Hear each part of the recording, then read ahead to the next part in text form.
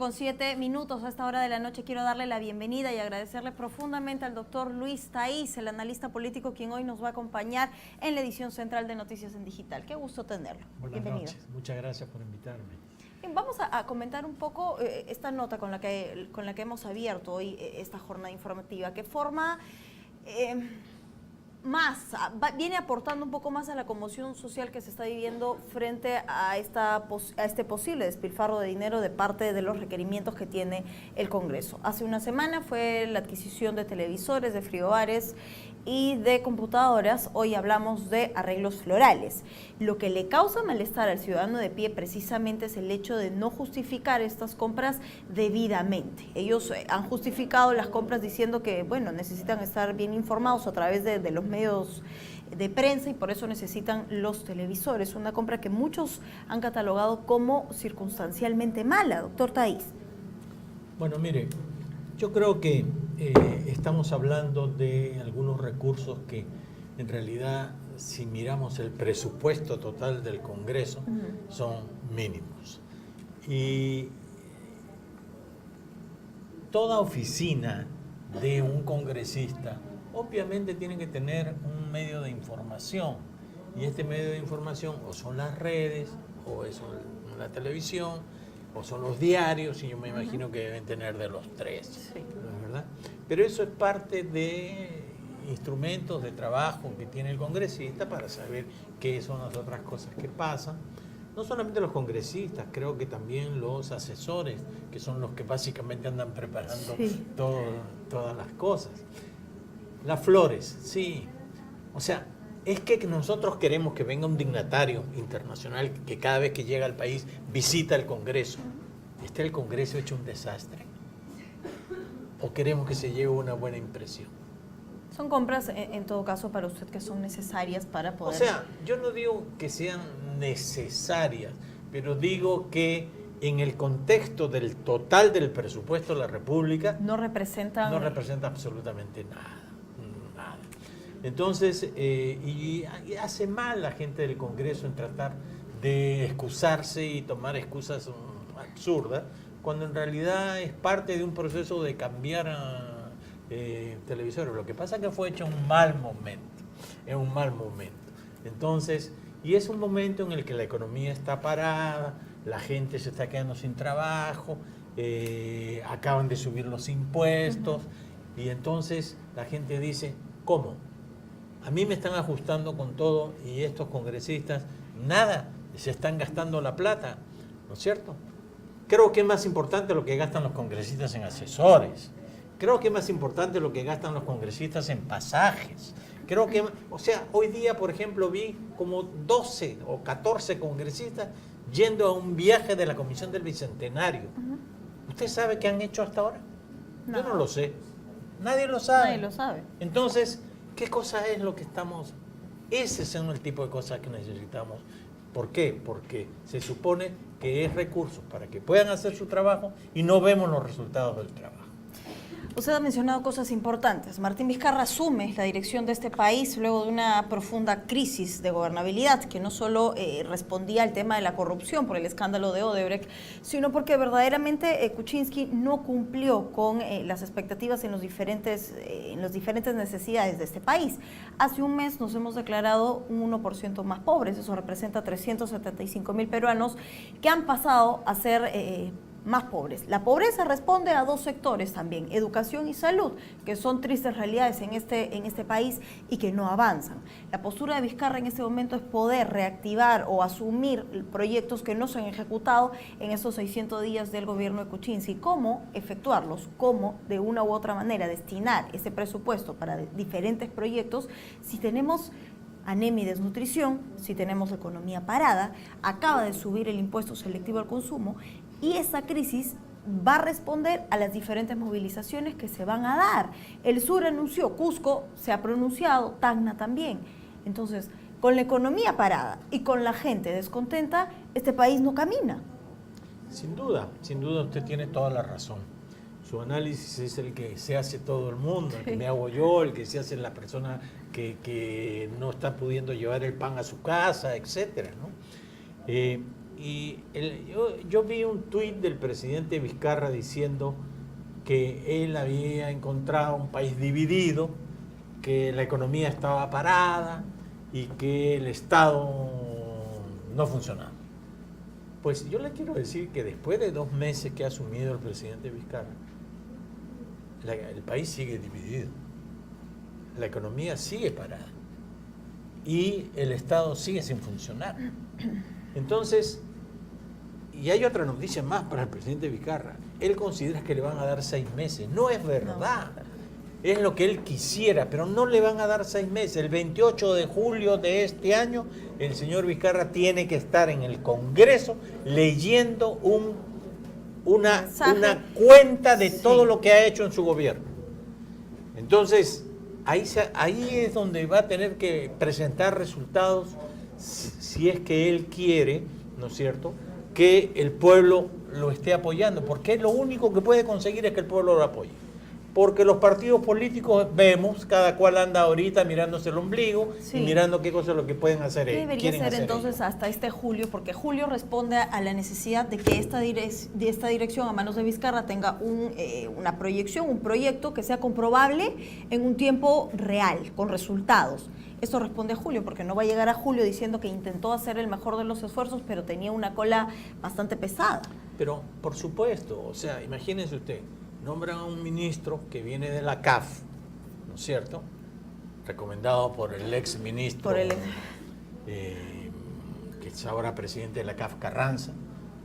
El señor puede ser a lo mejor muy buen economista, ¿se da cuenta? Pero a todo el mundo la medida que tomó para mejorar los ingresos le hizo recordar las famosas épocas de Alan García y los gasolinazos y los ajustes y todo ese periodo. Entonces, hay maneras de hacerlo de otra forma. O sea, imagínense, ellos van a conseguir 1.700 millones como fruto de la subida de este impuesto. Pero el costo de vida va a subir por lo menos 3%. Ya está subiendo los productos de primera necesidad. ¿Por qué? Porque si sube la gasolina, sube el transporte, suben los precios y además de pasadita se agarran algo los comerciantes. Inescrupulosos, ¿verdad? Entonces, creo que allí ha habido una equivocación realmente muy grande. O sea, entre tanto, las personas miran que les están subiendo el impuesto y resulta que no les cobran a las grandes empresas la SUNAT. Porque claro, es más fácil subir un gasolinazo, es un decreto y se acabó, ¿no es cierto? Pero ¿y por qué no le cobran a los 11.000 y tantos millones que deben en impuestos a la SUNAT? ¿Qué hace la SUNAT? ¿Usted sabe que la SUNAT gana 2% de todo lo que cobra? Y con eso pagan su salario y le reparten gratificaciones a su gente, bonos de éxito. ¿Con qué? Lo primero que habría que hacer es que la SUNAT no gane 2%, baje su comisión, baje su cantidad de empleados, digite más, ponga más electrónico las cosas. Entonces ahora tenemos el tema también, el tema de las cooperativas, ¿no es cierto? El tema de las cooperativas, que las cooperativas lavan dinero, qué sé yo, no sé qué. ¿Y qué hace la UIF, que depende del Ministerio de Economía y Finanzas? ¿Es que la UIF es incapaz de saber si están lavando o no están lavando dinero las cooperativas? Por supuesto que puede hacer. ¿Qué? Entonces, dárselo a la SBS. ¿Qué es lo que ha hecho la SBS por los peruanos? Nunca en la historia del Perú los bancos han ganado tanto dinero como ahora. ¿Y por qué? ¿Cuánto le dan a usted si va a hacer su ahorro? Nada. Nada. ¿Y cuánto le cobran por su tarjeta de crédito? Todos los intereses. Casi 80%. Sí, casi 80%. ¿Y quién regula eso? La SBS. Entonces, le van a poner al gato a cuidar la alacena. Entonces, yo creo que hay muchas cosas en las cuales la hipocresía como que está... ¿La hipocresía, el doble discurso o también la mala proyección que damos en cada una de estas leyes, ¿no? Hay muchas que vienen saliendo en los últimos días que causan fastidio, causan malestar, que nos hacen en algún momento pensar en que la representación parlamentaria viene mal, en pensar en la bicameralidad. Entonces, ¿qué pasa con esta proyección de leyes? No solo con esta, también el proyecto Mulder ha dado que hablar. Los medios se han sentido ofendidos, a quienes los han denominado de mermeleros, se restringe el derecho a opinar. ¿Qué pasa verdaderamente al momento de poder emitir proyectos? Es que hay una total quiebra institucional.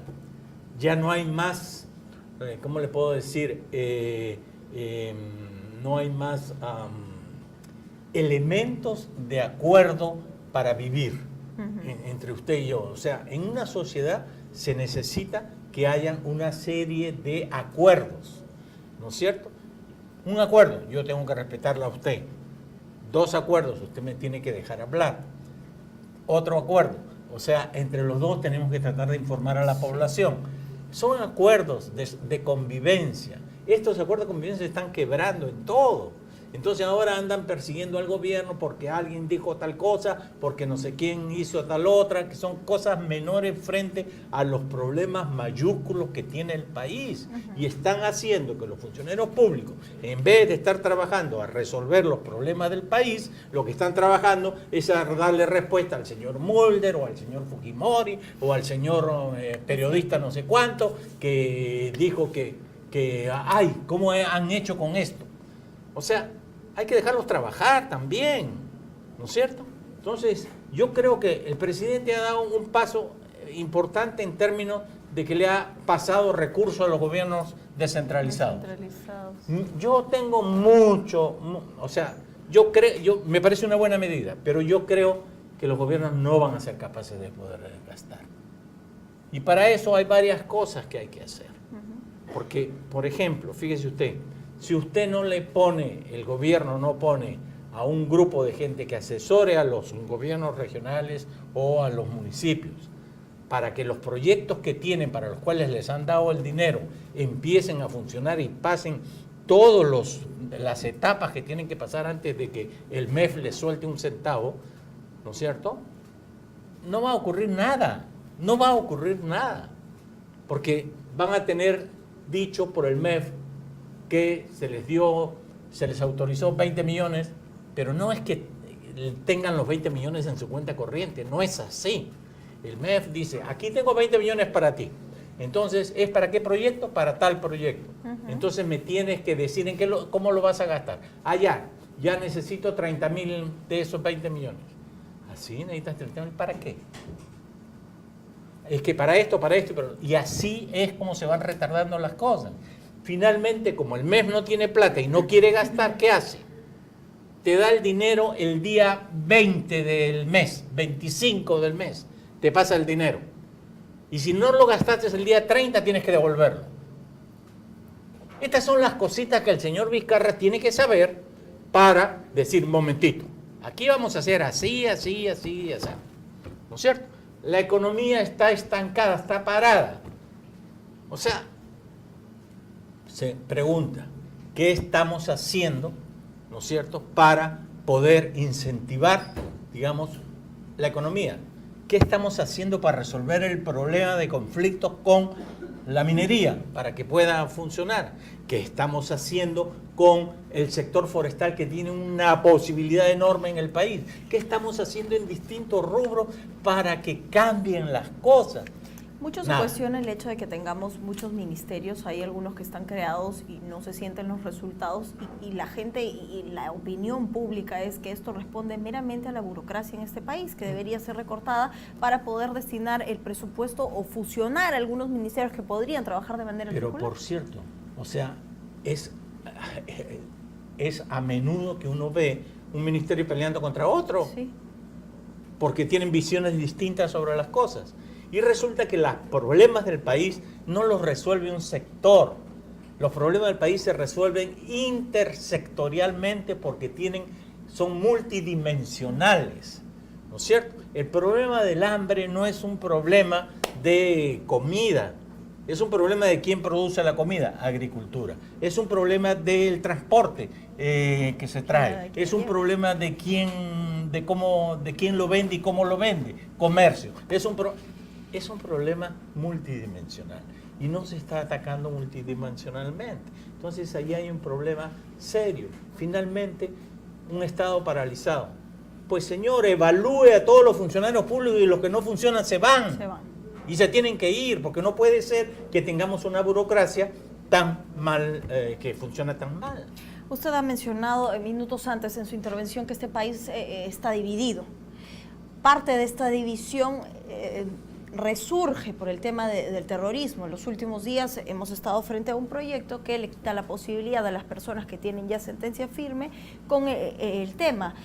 Verdaderamente pudo ser unánime esta votación, pero por 4 representantes de izquierda es que se rompe esta unanimidad. Más que eso no es la cuestión de fondo. Lo que preocupa en este momento es la postura que toma la izquierda frente a este tema.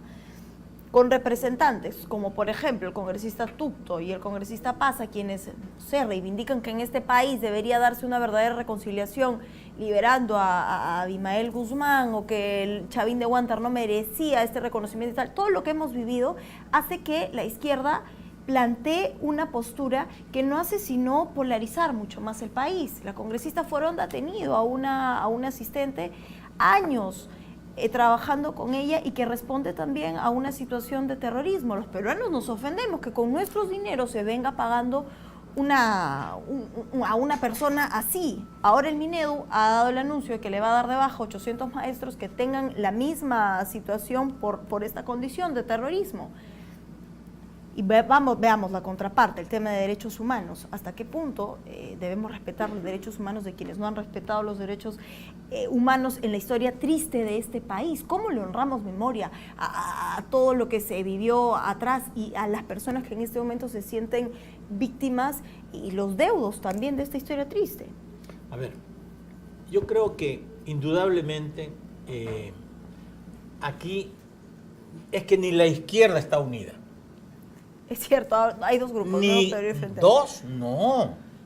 También está la izquierda del Goyo. Ah, sí. Y también está la izquierda de Humala.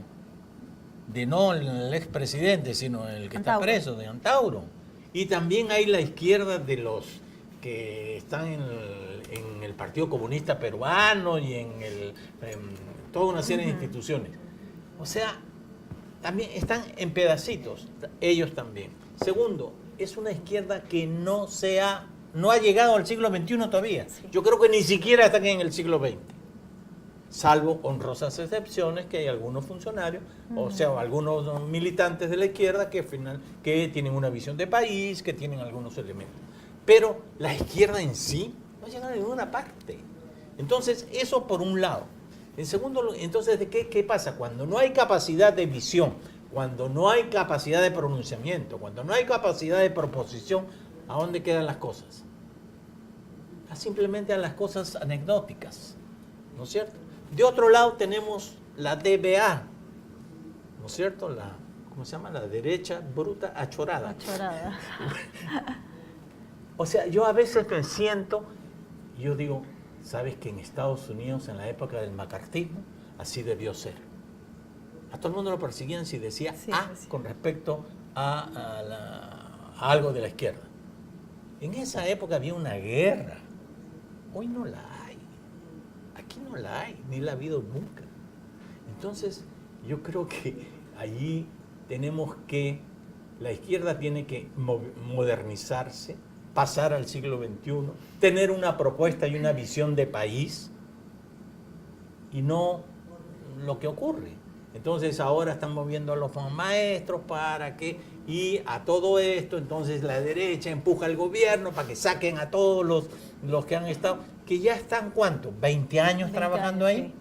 Sí. Y ya se anuncia una movilización también importante, entonces, ¿qué se genera? Por eso le digo, el presidente Vizcarra tiene una papa caliente en la mano, muy grande, y no va a esperar a que él cumpla 6 meses. El 28 de julio el presidente Vizcarra o da resultado o la va a tener muy difícil.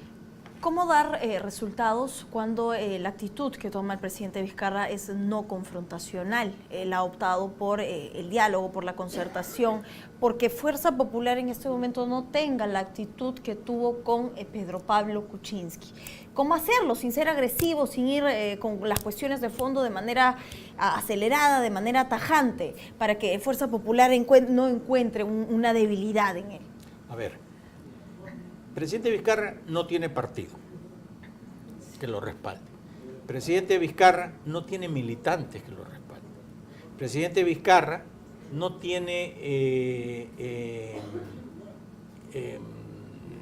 congresistas, porque ya los de PPK son sus peores enemigos hoy en día.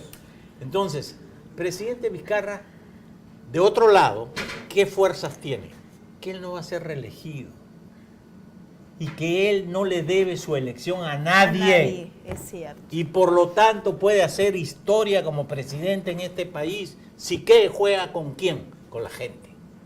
¿Y cómo hago para jugar con la gente y decirle a todos estos congresistas, miren señores, ¿se ponen bonitos o qué? ¿Cómo es la cosa? Trabajando para la gente y notoriamente haciendo cosas para la gente. Entonces, ya estaban hablando de ponerle impuesto a los que ganan 2.000 soles, pero por favor.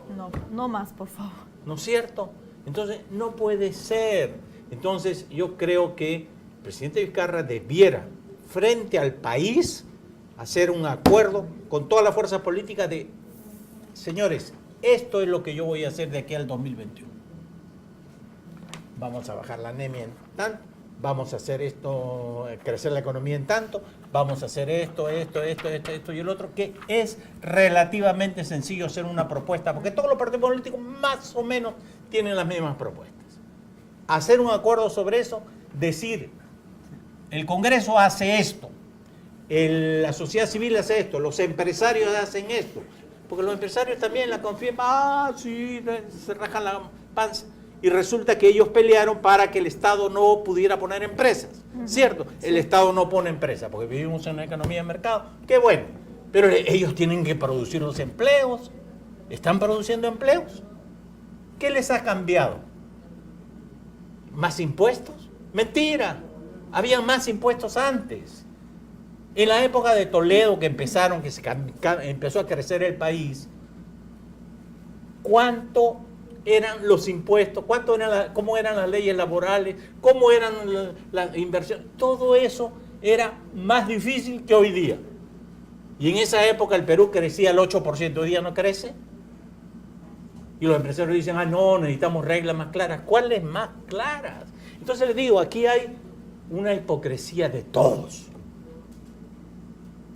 Y la gente en algún momento va a decir, ¿sabe qué? Una patada a todos y que se vaya.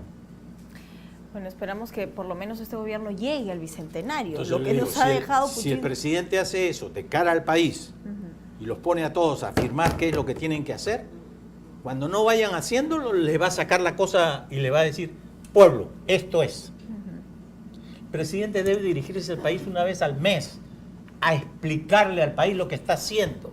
Él debe trabajar con la cara abierta al país y no les hablo de una entrevista a un medio, que además, por cierto, el programa tiene cuestionamientos. Tiene cuestionamientos, sí.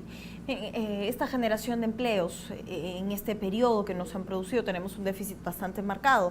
¿Podría encontrar una oportunidad fenomenal en la reconstrucción del norte del país?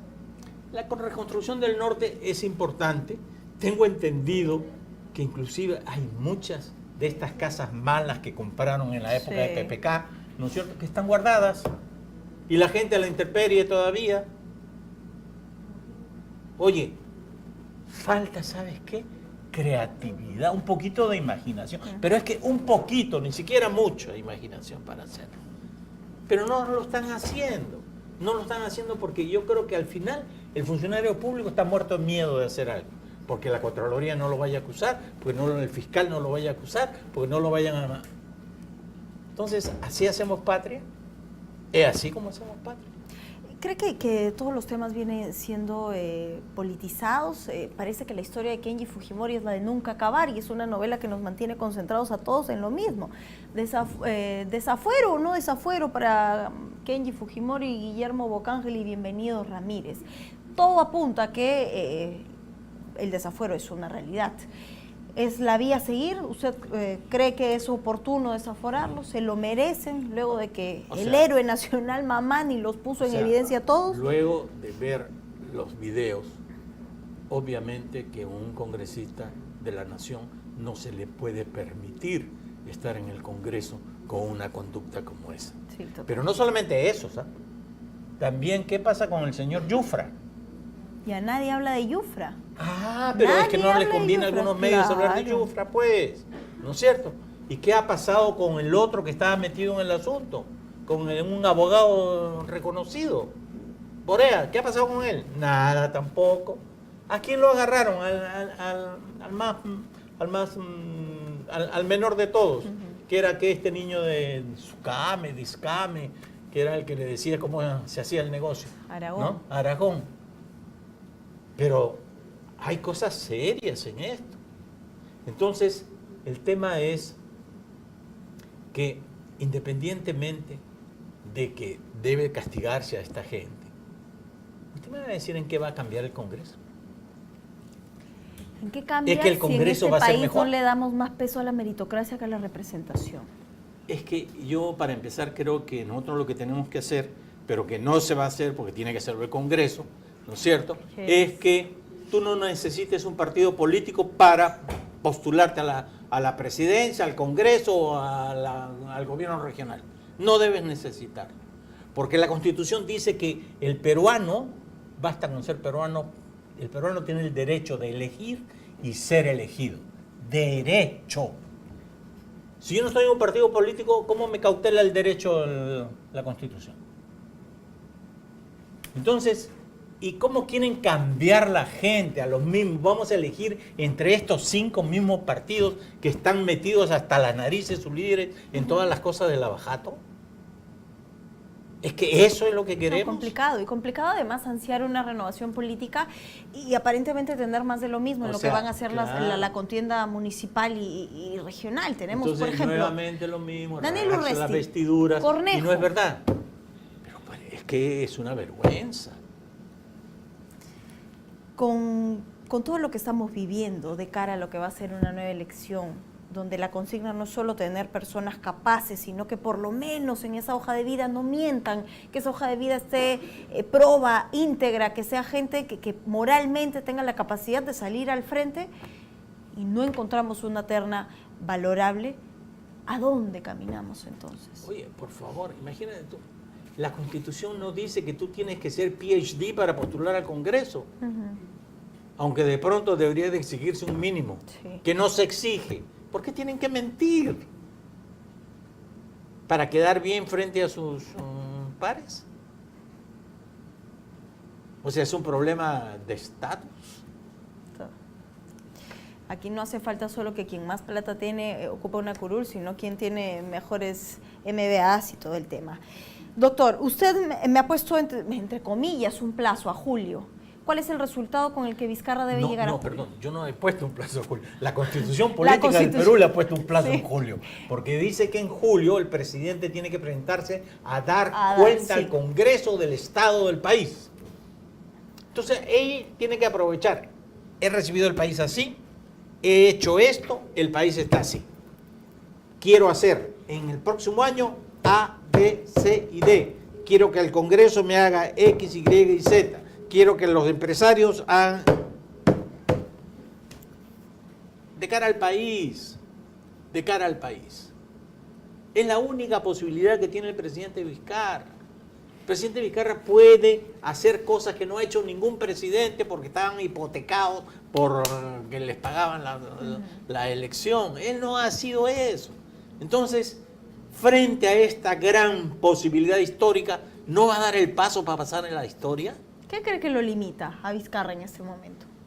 No sé qué es lo que lo limita porque yo no lo conozco, lo he visto, estuve en un set de televisión con él una vez, pero no sé cómo piensa, pero me imagino que tendrá un grupo de asesores y que su grupo de asesores con ellos consultará qué cosa hacer en el país, ¿no? El tema es que no no está yendo a la velocidad que tiene que ir. Bueno, esperemos Porque que ya sí. no es una cuestión, él ya no es un gobierno como cualquiera. Él es un gobierno que está pagando por lo malo que ha hecho todos los gobiernos anteriores. Sí. Y entonces, ¿qué hace? Él ha sido el comodín, el salvavidas en la situación que se vivió con Pedro Pablo Kuczynski. Hablar de Kuczynski y hablar en este momento de muchos expresidentes es responder a la triste realidad de la corrupción.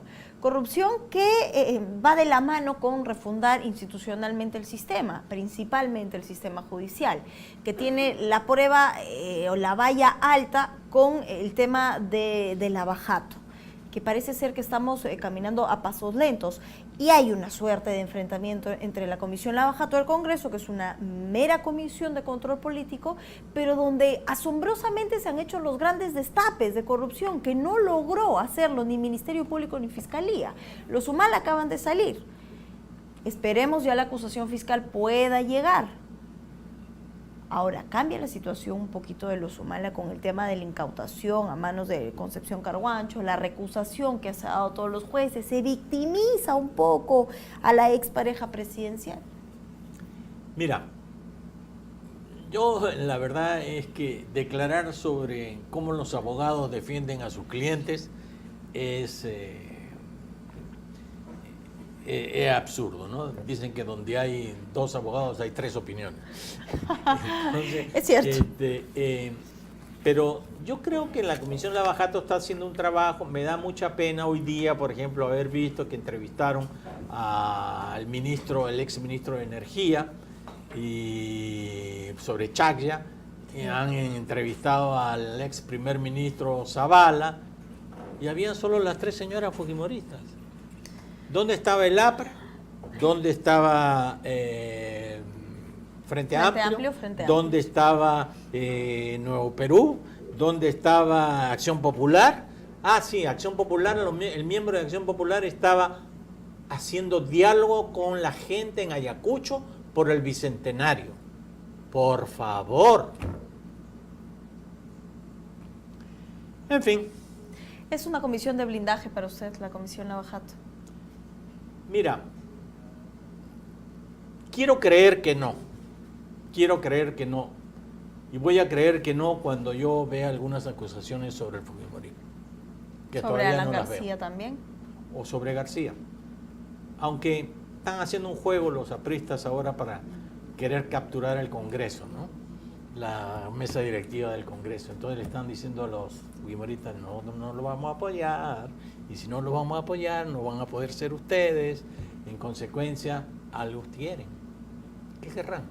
Que querrán, y eso lo tratamos de descifrar hace poquito. Hay que estar pendientes, porque a diario las situaciones cambian, a diario los aliados cambian, hay muchos más congresistas independientes. Pero yo creo, Carla, que ustedes los medios tienen una gran responsabilidad en, cambiar el juego político que existe hoy. Y dejar los chismes, que sí hacen página, pero ponerlos a todos a discutir lo que hay que hacer en el país y qué es la contribución que ellos van a hacer para que el país cambie. Porque es muy fácil decir, el gobierno tiene que hacer, y ellos. Y esto le va para los empresarios, para los periodistas, para los políticos, para los analistas políticos, para todos nosotros. Es cierto. Y esto es importante, que la gente, el ciudadano de a pie, no distraiga la atención de los temas que son importantes en la agenda. Hay cosas mucho más importantes que las compras y tal. Hay proyectos en debate, hay realidades que tienen que ser cambiadas y nosotros no podemos no darnos cuenta ni que esto pase desapercibido. Finalmente somos parte importante de este sistema democrático que pone a todos en este momento en la representación gracias al voto de usted y de todos los peruanos.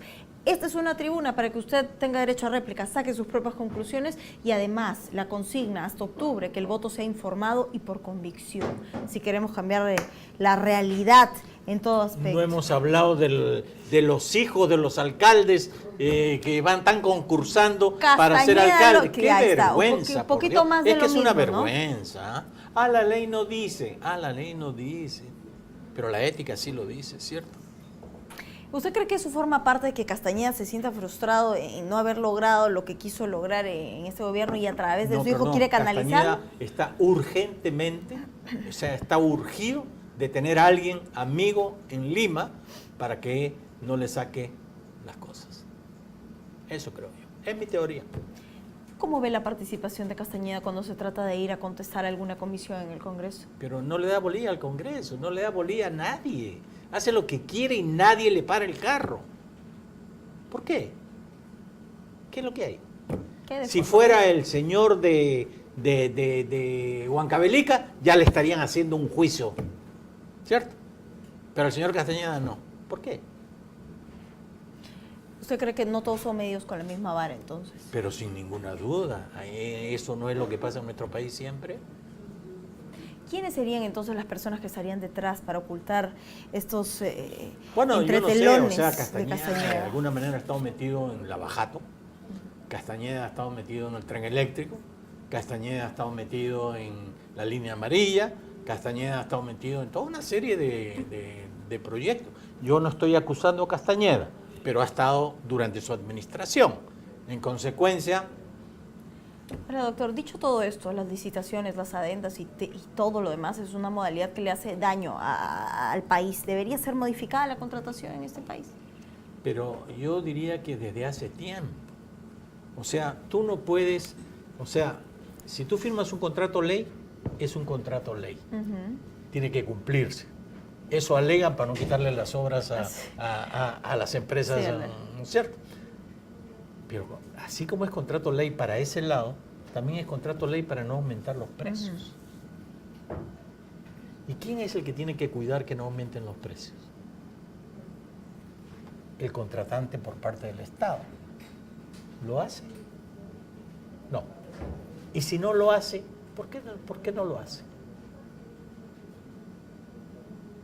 La Contraloría con Nelson Schack. En fin, yo lo conocí a Nelson cuando era director de presupuesto.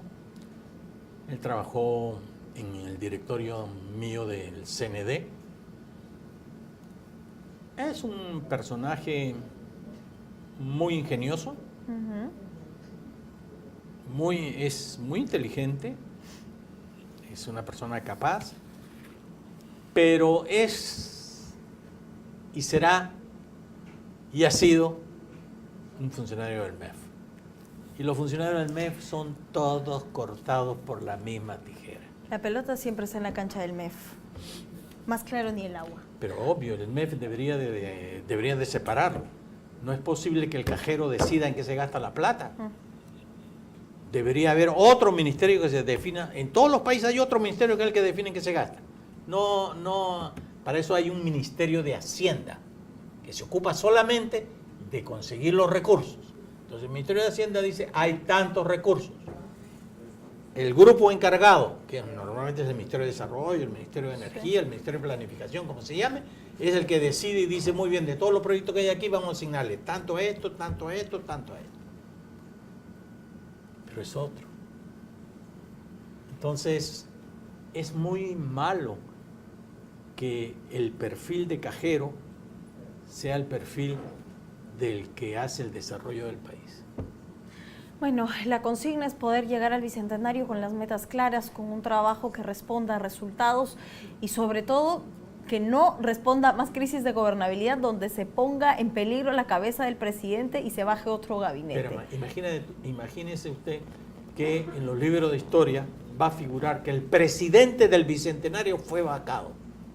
Imagínese, no sería terrible. En la historia más terrible de corrupción del Perú después del contrato Dreyfus y el tema de la guerra con Chile. Doctor, hay mucho por hacer en este país y yo espero que verdaderamente podamos llegar porque somos un pueblo que lo merece y que las necesidades dejen de ser necesidades por el respeto de lo que nosotros merecemos, por derecho. Dicen que no hay que perder la esperanza. Ojalá. Pero la esperanza, la única manera de no perderla es haciendo algo. Ojalá que sí, que este gobierno trabaje. Doctor, ha sido grato, interesante tenerlo hoy participando de nuestra jornada informativa y espero verlo en otra oportunidad hablando de noticias un poquito más alentadoras y de resultados, sobre todo, que es lo que todo el mundo queremos. Y Carlita, no me doctoré porque no soy doctor. Ay. Quiero agradecerle hoy a nuestro analista político que ha estado con nosotros conversando de las diferentes consignas que hay por hacer en este país. Tenemos que seguir con más porque durante la visita...